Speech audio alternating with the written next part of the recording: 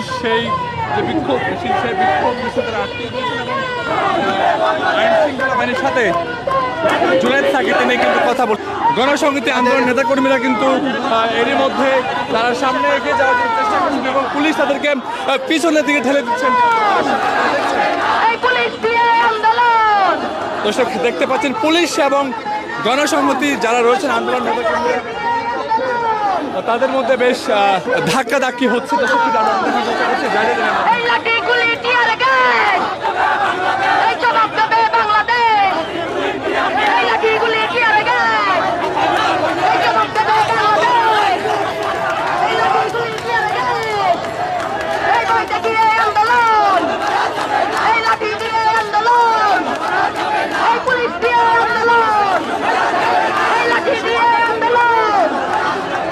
দর্শক দেখতে পাচ্ছেন পুলিশ এবং গণসংহতি আন্দোলন যারা রয়েছেন তাদের মধ্যে বেশ ধস্তাধস্তি হচ্ছে এবং তারা সামনে এগিয়ে যাওয়ার চেষ্টা করছেন, কিন্তু পুলিশ তাদেরকে বারবারই পিছন দিয়ে তারা ঠেলে দিচ্ছেন এবং আমরা দেখতে পাচ্ছি পুলিশের মধ্যে এবং যারা রয়েছেন গণসংহতি আন্দোলন নেতাকর্মী তাদের মধ্যে বেশ একটি সমস্যা এবং জুনায়েদ সাকি কিন্তু তিনি সামনে এগিয়ে যাওয়ার জন্য চেষ্টা করছেন এবং দর্শক পারছেন না। দর্শক আপনারা দেখছেন যে পুলিশ কিন্তু এর মধ্যে ব্যারিকেড দিয়ে রেখেছেন এবং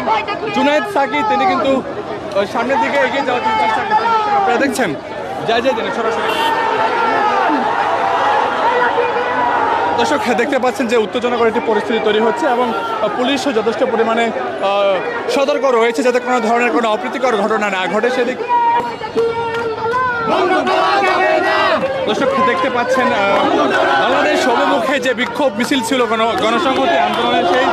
গণসংহতি আন্দোলনের সেই বিক্ষোভ এর মধ্যে পুলিশ কিন্তু সেই বিক্ষোভ মিছিলটি আটকে দিয়েছেন এবং আইন শৃঙ্খলা বাহিনীর সাথে কিন্তু তারা কথা বলছেন। দর্শক আপনারা দেখছেন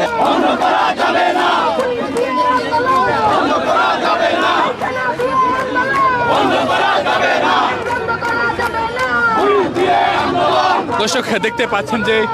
গণসংহতি আন্দোলনের সমন্বয়ক জুনায়েদ সাকির সাথে কিন্তু আইন শৃঙ্খলা বাহিনীর সদস্য যারা রয়েছেন তারা কথা বলছেন এবং মূলত বাংলাদেশ ব্যাংক অভিমুখে যে যাত্রা সেই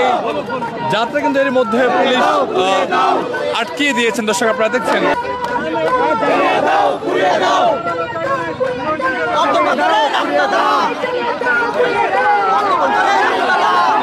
দেখতে পাচ্ছেন কিন্তু এর মধ্যে একটু ধস্তাধস্তি হচ্ছে এবং